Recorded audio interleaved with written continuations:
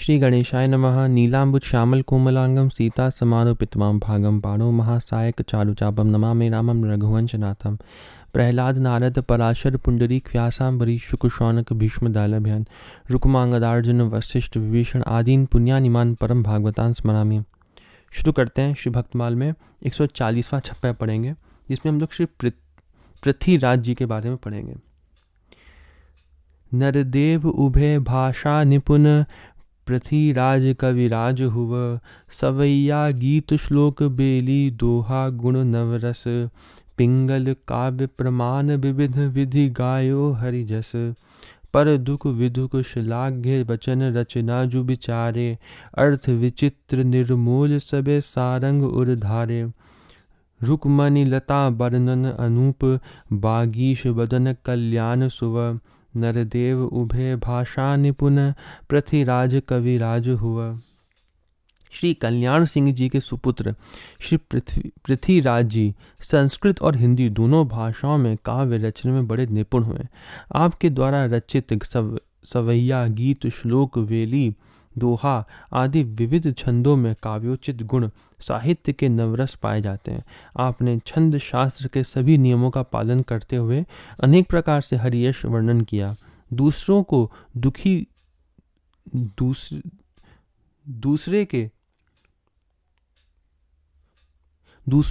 देखकर उसे सुखी करने का उपाय करते थे। आपकी वचना रचना विद्वानों के द्वारा प्रशंसनीय है। काव्य के अर्थ रूपी धन को अमूल्य मानकर उसने अपने हृदय में उसी प्रकार धारण करते थे जैसे भ्रमर मकरंद को। कृष्ण रुक्मणी बेली नामक आपका काव्य अनुपम है। उसके पढ़ने से ऐसा लगता है कि आपके कंठ में सरस्वती का वास था। यहाँ लिखा है विविध विधि गायो हरिजस, अनेक प्रकार से हरिजस गाया, इसका अर्थ है। तो उसके लिए लिखा है आप में मनुष्यत्व और देवत्व था, इसलिए मानुषी भाषा और देववाणी संस्कृत में आपकी बड़ी निष्ठा थी। कृष्ण रुक्मणी बेली काव्य के अतिरिक्त बीठल रा दूहा, गुरु प्रार्थना, श्री कृष्ण स्तुति, श्री राम स्तुति, गंगा स्तुति, फुटकर गीत, पद और प्रशंसात्मक दूहा आदि विविध रचनाएं प्रसिद्ध हैं।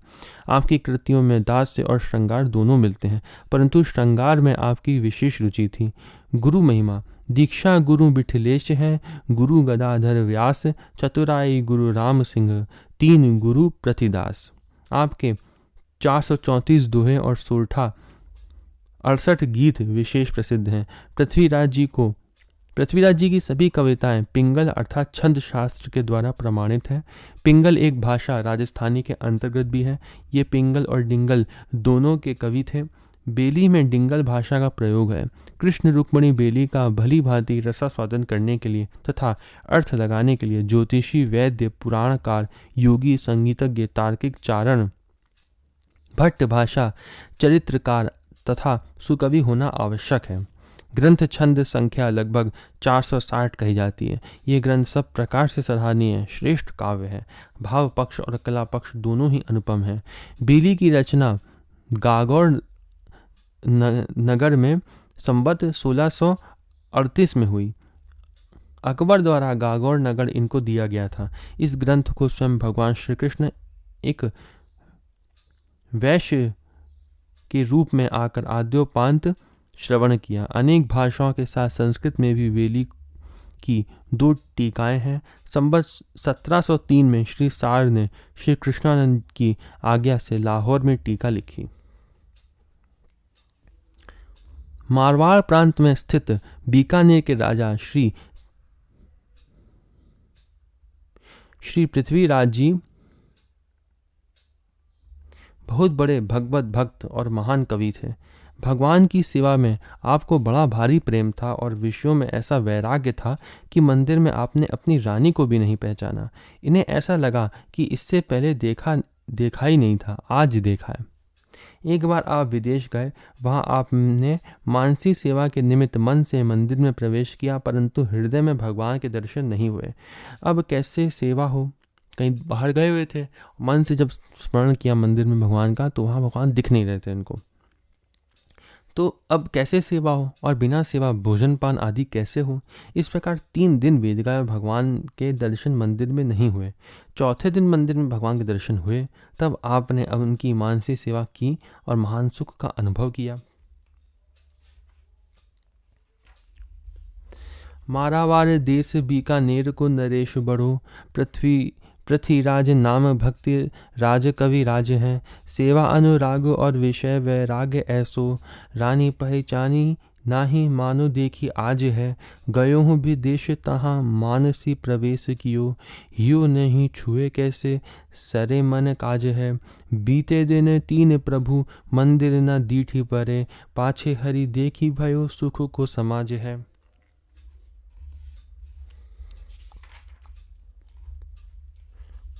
तो यहाँ लिखा है विषय वैराग्य।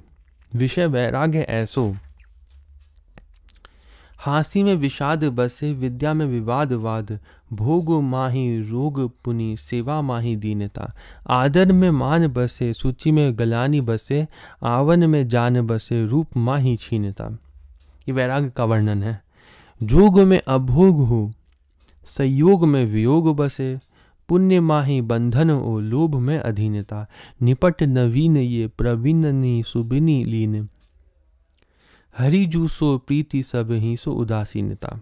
सब ही सो उदासीनता और हरि जूसो प्रीति, ये वैराग का वर्णन था।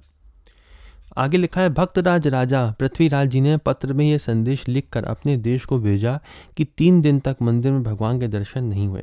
वहां से जो उत्तर लिखकर आया उसे पढ़कर आप अत्यंत प्रसन्न हुए। पत्र में लिखा था कि मंदिर में सफाई पोताई एवं मरम्मत के लिए कारीगर लगे थे, इसलिए भगवान 3 दिन तक दूसरी जगह विराजे थे। गर्भगृह से उनको वहां से हटाकर दूसरी जगह रखा गया था, क्योंकि वहां पे गर्भगृह में मरम्मत का काम चल रहा था, इसलिए उनको दर्शन नहीं हो रहे थे 3 दिन तक। एक चरित्र और सुनिए। भगवत प्रेम में तन्मय होकर राजा पृथ्वीराज जी ने यह बड़ी दृढ़ प्रतिज्ञा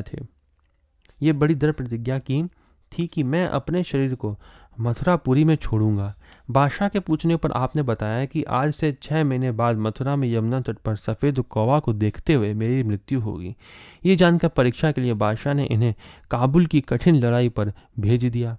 आप में महान आत्मबल था, अतः आप काल के अधीन नहीं थे, अर्थात इच्छा अनुसार शरीर त्यागने की आप में सामर्थ्य थी। इच्छा मृत्यु थी इनको, और वो गदाधर भट्ट जी ने इनको दी थी, वो भी हम पढ़ेंगे आगे। लिखे गए पठायो देश सुंदर संदेश ये है, मंदिर ना देखे हरि बीते दिन 3 है। लिखियो आयो साच बाची अति ही प्रसन्न भय, लगे राज बैठे प्रभु बाहर प्रवीण है। सुनो एक और यो प्रतिज्ञा करी ही ये धरी, मथुरा शरीर त्याग करे रस लीन है। पृथ्वीपति आने के मुहिम दई काबुल की, बल अधिक काय नहीं काल के अधीन है। श्री पृथ्वीराज जी को अपनी आयु का पता था। जब आपने देखा कि अब हमारी आयु थोड़े दिनों की है, तब आपको एक एक क्षण कल्प के समान बीतने लगा। भगवान इनकी प्रतिज्ञा को सत्य करना चाहते थे, अतः प्रभु ने इन्हें बालक के रूप में आकर भविष्य का ज्ञान करा दिया। राजा के अंग प्रत्यंग में भक्ति का भाव व्याप्त था। वे तत्काल साड़िनी ऊंट पर सवार होकर चल दिए और मथुरापुरी में आ गए। यहाँ आपने श्री यमुना जी में स्नान किया और ब्राह्मणों को दान दक्षिणा दिया। इसके बाद आप आसन लगाकर बैठ गए। भगवान का ध्यान करके उन्होंने शरीर को त्याग दिया। चारों ओर जय जय की ध्वनि फैल गई। बादशाह ने जब ये समाचार सुना तो बहुत प्रभावित हुआ और सदा के लिए आपके सुयश रूपी चंद्रमा चकोर की तरह अनुरागी बन गया। जीवन अवधि रहे निपट अनप दिन, कल्प समान बीते पल न विहात है। आगम जनाए दियो चाहे इन्हें सांचो कियो, लियो भक्ति भाव जाके छायो गात गात है। चलियो चढ़ी साड़िनी पे लई मधुपुरी आनी, करी के स्नान प्राण तजे सुनी बात है। जय जय धुनि भई व्यापी गई चहु और अहो, भूपति चकोर जस चंद दिन रात है।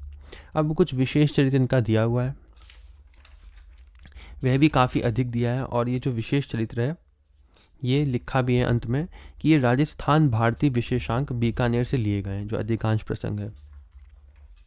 तो भक्ति भाव जो जैसे और भी अनेक चरित्र होते हैं, जीवन उनका तो बहुत बड़ा जीवन होगा, है ना। तो प्रियादास जी और नाभादास जी ने उनके केवल भक्ति तत्व को बताया हम लोगों को, बाकी और अन्य बातें नहीं बताई। तो जो बाकी और अन्य बातें भी थोड़ा बहुत जानना चाहते हैं उनके बारे में, उसके लिए यहाँ पे विशेष चरित्र दिया हुआ है। तो इसको मैं थोड़ा शीघ्रता से पढ़ लेता हूँ। आप बीकानेर के नरेश महाराजा राय सिंह के छोटे भाई तथा राव कल्याण मल जी के पुत्र थे।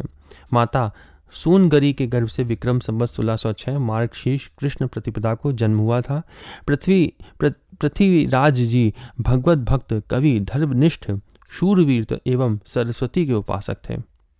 जैसलमेर के महाराजा हरराज सिंह जी के पुत्री लालंदा के साथ पहला विवाह हुआ। श्री राय सिंह जी बादशाह के सेनापति थे। इनके दबाव से, आज्ञा से श्री पृथ्वीराज जी को अकबर का दरबारी बनना पड़ा, अन्यथा ये इनके स्वभाव के विरुद्ध था। वहाँ रहकर भी आपने हिंदुत्व की, सती नारियों की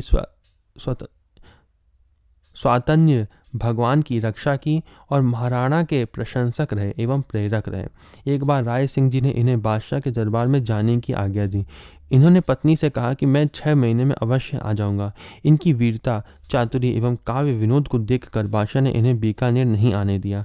6 महीने बीतने पर एक दिन अवधि बीतने पर पत्नी पति वियोग में प्राण त्याग दिया।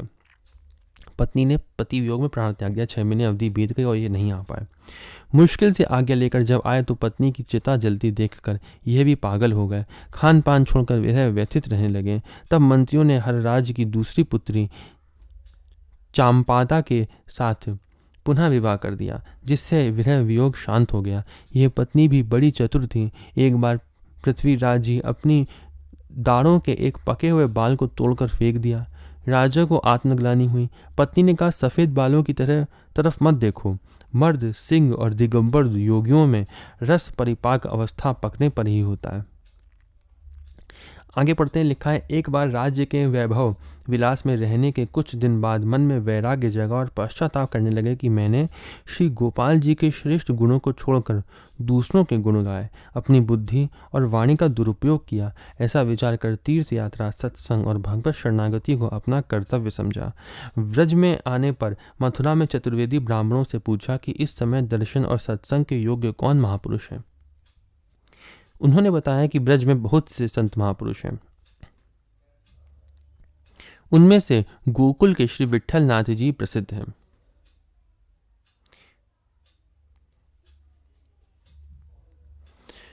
श्री पृथ्वीराज जी गोकुल जाकर श्री विट्ठलनाथ जी के दर्शन करके एवं उनसे प्रभावित होकर ब्रह्म संबंध लेकर शिष्य बन गए। मैंने जो गदाधर भट्ट जी बोला था वो मैं इन्हीं के बारे में कहना चाहता था, विट्ठलनाथ जी के बारे में। तो गदाधर भट्ट जी नहीं, विट्ठलनाथ जी से इनको वो इच्छा मृत्यु वाली वरदान प्राप्त हुआ था। ये आगे लिखा है। उन्होंने श्री बालकृष्ण की उपासना का रहस्य बताया विट्ठलनाथ जी ने इनको, एवं मानसी सेवा की विधि बताकर आशीर्वाद दिया कि तुम्हें काल ना व्यापेगा, इच्छा मृत्यु होगी।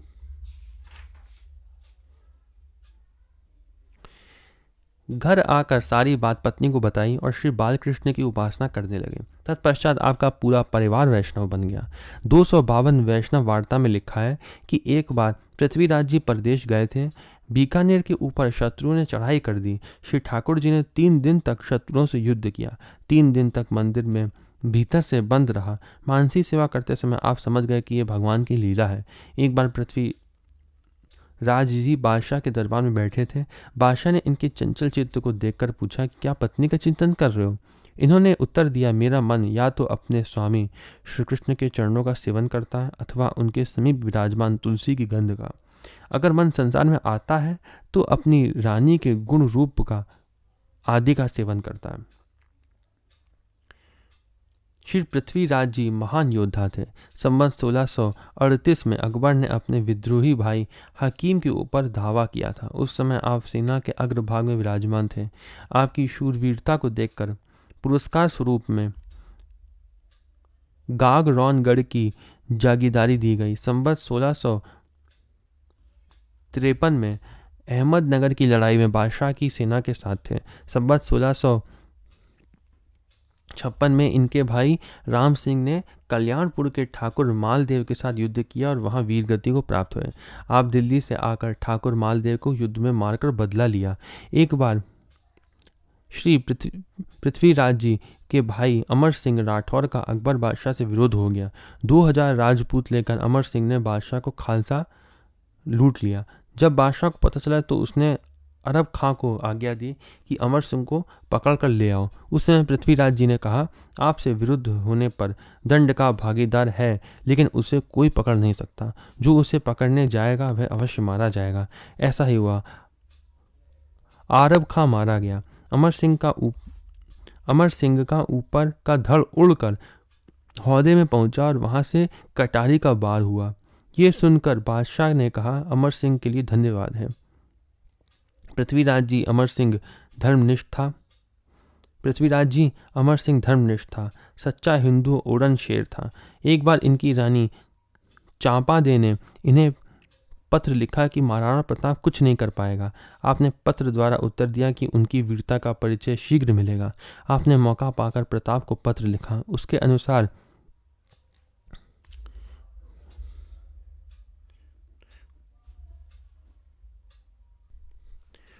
अनुसार भोलों की सेना लेकर राणा प्रताप ने 9 घंटे में आगेर को लूट लिया। आपने कभी अकबर को सिर नहीं झुकाया। देश की स्वतंत्रता के लिए अकबर से लोहा लेने वाले महाराणा प्रताप का सुयश दरबार में बार बार गाते रहे। एक बार महाराणा प्रताप ने जब अपने बच्चों को घास की रोटी खाते देखा तो दुखित होकर अकबर के लिए संधि पत्र भेज दिया। बादशाह ने वह संधि पत्र पृथ्वीराज को दिखाया और बोला, पढ़ो अपने हिंदू कुल सूर्य का पत्र पढ़कर पृथ्वीराज जी को विश्वास नहीं हुआ। बादशाह से समय मांगकर एक पत्र राणा प्रताप को लिखा। महाराणा प्रताप यदि अकबर को अपने मुंह से बादशाह कह दे तो समझ लो कि कश्यप के पुत्र सूर्य भगवान पश्चिम में उगने लगे हैं। हे एक लिंग के दीवान, मैं मूंछों पर ताव दूं या आत्मघात कर लूं, इन दोनों में से एक बात मुझे स्पष्ट लिख भेजो। इस पत्र को पढ़कर राणा का जमा हुआ खून खौल उठा। उन्हें आत्मबोध हुआ, विचार बदल गए। महाराणा ने पृथ्वीराज को पत्र लिखकर भेजा, एक लिंग शिव जी की शपथ, इस शरीर पर जब तक मुख है तब तक प्रभु प्रताप के मुख से अकबर को तुरक ही कहलावेंगे। सूर्य जहाँ उदित होते हैं वहीं उदय होंगे, पश्चिम दिशा में नहीं। हे पृथ्वीराज, जब तक शत्रुओं के सिर पर तलवार का प्रहार करने के लिए प्रताप जीवित है, आप खुशी से अपनी मूंछों पर ताव दें। बराबर वाले की कीर्ति विष जैसी कड़वी लगती है, अतः प्रताप अपने सिर पर सांगों के प्रहार ही सहेगा। आप यवनों से विवाद में विजय प्राप्त करें। पृथ्वीराज के पत्र ने ही महाराणा प्रताप के गौरव को बढ़ाया है। श्री पृथ्वीराज जी कट्टर सनातन धर्मी और गोभक्त थे। आपने यवनों के द्वारा गो हत्या देखकर एक गाय के गले में एक छप्पे लिखकर शाही महल के पास गाय को पहुंचा दिया। जो अदालत की सांकल लटक रही थी उससे अपना सींग सहलाने लगी। सांकल के हिलने से घंटा बजा। बादशाह ने समझा कि कोई बड़ा फरियादी आया है। वह झट बाहर निकला, गाय के गले से खुलकर छप्पे पड़ा। तब उसके मन में करुणा आई और उसने गो हत्या के निषेध का आज्ञा पत्र प्रसारित कर दिया। गो हत्या बंद हो गई। गो भक्त की लहर सर्वत्र फैल गई। छप्पे इस प्रकार है, अधर धरत तृण मुख ताही नहीं को मारत, सो मैं निस्दिन चरत बैन दुर्बल उच्चारत, सदा खीर घृत झरत मोर सुत प्रथि बसावत, कह तुर्कन को कटु कहाँ हिंदू मधु पावत, हम तगार पन ही हमी गलो कटावन हम दिए, पुकार अकबर शाह से कहा खून हमने किए। एक बार अकबर के पास एक दोहा लिखकर किसी ने भेजा लेकिन कोई उत्तर नहीं दे सका। तेल पीत पावक सुखद रई श्वेत निरखंत, दीप शिखा के ऊपरे कालिम किम दरसंत। इन्होंने तत्काल दोहा पढ़कर उत्तर दे दिया, मंदिर माही तमद घनो दीप शिखा निखंत, उदर तुच्छ उगलत यह कालिम यो दीसंत। एक बार सभा में आपको उदासीन होने का आरोप लगाया गया। तब आपने यह जवाब दिया, चकवा चातक चतुर नर रहते सदा उदास, खर घुघु मूरख पशु सदा सुखी पृथुदास। एक बार एक भील चकवी चकवा को एक पिंजरे में बंद करके बादशाह के पास लेकर आया। ये पक्षी मानवी भाषा में बोलते थे। परीक्षा की दृष्टि से पूछा गया कि रात कहाँ बिताई। उन्होंने उत्तर दिया कि इसी पिंजरे में। अकबर ने कहा, वैसे तो ये भील है लेकिन इसके ऊपर करोड़ों मित्र करोड़ों मित्र न्योछावर किए जा सकते हैं, क्योंकि रात्रि वियोगी को संयोग कराया है। सभा के रत्न खान खाना उपस्थित थे। सभा में रत्न खान खाना उपस्थित थे। उन्होंने दोहे की अर्धौली बनाई। सज्जन बारू कोड़धा या दुर्जन की भेंट। उस समय बादशाह ने कहा कि यह दोहा पूरा करो, लेकिन खान खाना मौन रहे। उस समय पृथ्वीराज की याद आई और दूत के द्वारा पत्र भिजवाया, लेकिन पृथ्वीराज जी ने मृत्यु के अंतिम समय में पत्र का उत्तर तो दे दिया, लेकिन बादशाह के पास न जाकर मथुरा पहुंच गए। रजनी का मेला किया विधि के अक्षर मेंट। बादशाह ने पत्र पढ़ा, लेकिन श्री पृथ्वीराज जी की स्मृति में आंसू बहाते हुए उसने प्रशंसा का एक दोहा पढ़ा। पीथल सु मजलिस गई, तानसेन सु रंग, रीजी बोली हासी, खेलिबो गयो बीरबल संग। श्री पृथ्वीराज जी अपने जीवन चरित्र से लोक में आदर्श स्थापित कर विक्रम संवत 1657 में नश्वर शरीर को त्याग कर भगवत धाम को प्राप्त हुए। उनकी वाणी और उनका चरित्र मनुष्य मात्र को प्रेरणादायक है। अधिकांश प्रसंग राजस्थानी भारतीय विशेषांक बीकानेर से लिए गए। हम लोग पढ़ेंगे श्री सीवा जी के बारे में। द्वारिका देखी पाल घंटती, अचड़ सीवें कीधी अटल, असुर अजीज अनीति अग्नि में हरिपुर कीधो, सांगन सुत ने साध राय रन छोरे दीधो, धरा धाम धन काज मरन बीजाहू मारे, कम धुज कुटके हुओ चौक चतुर्भुजनी छाणे, बाड़ेल बाड़ कीवी कटक चांद नाम चाणे सबल, द्वारिका देखी पाल घंटती, अचड़ सीवें कीधी अटल। एक बार अन्यायी मलेच्छ अजीज खान ने द्वारकापुरी में आग लगा दी। तब रणछोड़ श्री द्वारकाधीश ने सांगन के पुत्र सीवा को पुकारा। धरती, धन और धाम आदि के लिए सभी साधारण लोग लड़कर मर जाते हैं, परंतु इस वीर बाड़ेल वंशी क्षत्रिय भक्त ने चतुर्भुज श्री द्वारकानाथ के चौड़े चौक में यवनों की सेना को विध्वंस कर अपने तन मन और प्राणों को न्योछावर कर दिया। इस प्रकार राठौर वंशीय इस भक्त ने अपने बाहुबल से अपने पूर्वज चांद के नाम को उजागर किया और नष्ट होती हुई द्वारकापुरी की तथा वहां के निवासियों की रक्षा की एवं उसे सदा के लिए सुरक्षित कर दिया। आगे प्रियादास जी कविता दिए हुए हैं, उसको पढ़ लेते हैं। कावा जाति के भीलों के राजा और श्री सांगा जी के सुपुत्र श्री सीवा जी भगवान के प्यारे भक्त थे। एक बार जब यवन अजीज खान ने द्वारकापुरी में आग लगा दी, तब द्वारकापुरी के स्वामी भगवान श्री द्वारकानाथ जी ने स्वयं श्री सीवा जी को पुकारा कि द्वारकापुरी की और मेरी रक्षा करो। संकट पड़ने पर जो भगवान सदा भक्तों की पुकार सुनकर उनकी सब प्रकार से रक्षा करते हैं, वही आज अपनी रक्षा के लिए पुकार कर रहे हैं। मेरी रक्षा करो, ये सुनकर श्री सीमा जी का मन भगवत प्रेम रंग में डूब गया। अजीज खान नामक तुर्क बादशाह ने द्वारका को घेर कर आग लगा दी है। ये समाचार मिलते ही आप तीव्रगामी घुड़सवारों की फौज लेकर द्वारका आ गए और बादशाही फौजियों के टुकड़े टुकड़े कर दिया। सभी दुष्टों को मारकर संकट से भगवान की रक्षा की। इसके बाद जब सबको मार दिया ना, उसके बाद शिवा जी ने अपने प्राणों को भगवान के श्री चरण कमलों में न्योछावर कर दिया। भक्ति भाव के इस नवीन रस का भावुक जन आस्वादन करे। उन्होंने अपने प्राण ले लिए। उसके बाद पश्चात जैसा यहाँ लिखा है कावापति, उसके लिए लिखा है श्री शिवा जी भीलों के राजा थे, परंतु स्वयं भील नहीं थे। ये राठौर क्षत्रिय थे। मारवाड़ राठौर की स्थापना करने वाले राव सिंहा जी का तीसरा पुत्र अज था। उसने ओखा मंडल शंखोद्धार द्वारका के निकट एक प्रदेश पर अधिकार कर वहां अपना राज्य स्थापित किया। अज के वंशज बाढ़ेल राठौर हैं, जो अब भी वहाँ हैं। द्वारका से 4 कोस दूर पर श्री शिवाजी निवास करते थे। वहाँ से वे नित्य दर्शन करने आते थे। पुकारे रक्षा कीजिए, जैसे यहाँ कविता में लिखा है। जैसे अहिरावण के हरण करने पर श्री राम जी ने परम भक्त श्री हनुमान जी का स्मरण किया, उसी प्रकार इन्हें अपनी रक्षा के लिए याद किया। भगवान ने मुझे बड़ाई देने के लिए याद किया है, अतः यह 500 सशस्त्र घुड़सवार लेकर यवनों के टुकड़े टुकड़े कर दिया। प्राणवारी डारे, यहाँ लिखा है प्राणवारी डारे, यह नयो रस पीजिए। अपने ही प्राण ले लिए। तो इसके लिखा है, चाहते तो जीवित रहते, लेकिन इन्होंने सोचा कि मैं इस बड़ाई के योग्य नहीं हूँ। लोग मेरी प्रशंसा करेंगे तो मुझे अहंकार ना हो जाए।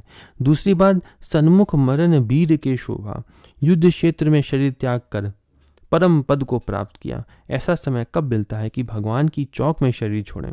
फिर लिखा है, नयो रस पीजिए। भक्त की रक्षा के लिए भगवान दौड़कर आते हैं। ये नया रस यहाँ पे लीजिए आप। प्रियादास जी कहते हैं कि भक्त की रक्षा के लिए भगवान आते हैं, जैसे द्रौपदी और गजेंद्र के लिए, लेकिन भक्त को बड़ाई देने के लिए स्वयं अपनी रक्षा के लिए भक्त को पुकारा। इसलिए करे करावे आप हुई, नाम न अपनो ले ही, साई हाथ बढ़ाइयो, जे ही भावे ते ही दे ही। अब जो कविता उसको पढ़ लेते हैं। कावापति शिवा सुत, सांगन को प्यारो हरि, द्वारावती ईशियों पुकारे रक्षा कीजिए। सदा भगवान आप भक्त प्रतिपाल करें, करो प्रतिपाल मेरो सुनी मति भीजिए। तुरक अजीज नाम धाम को लगाई आगी, लई बाग धोरन की आय टुक कीजिए। दुष्ट सब मारे प्रभु, कष्ट ते उबारे निज, प्राणवारी डारे यह नयो रस पीजिए। ये वीडियो यहीं पे समाप्त होती है। अगली वीडियो में हम लोग श्रीमती रत्नावती जी के बारे में पढ़ेंगे। ओम नमो भगवते वासुदेवाय।